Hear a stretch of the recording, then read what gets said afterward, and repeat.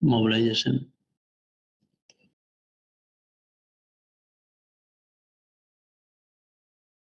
Yes, here. Okay, guys, so this is correct. I will make it in the between, in the center.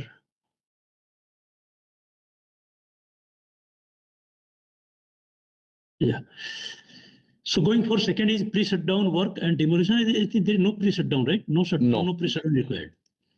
So, but let us go for each and everything. Cable route is not applicable. Electrical is not applicable. Piping system is not applicable. Automation is not applicable.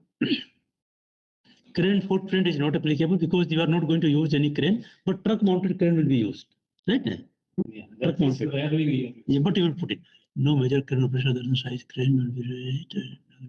No, limbs is not applicable in onshore. I think limbs is applicable in offshore. No problem, yes. Yeah. Truck mounted.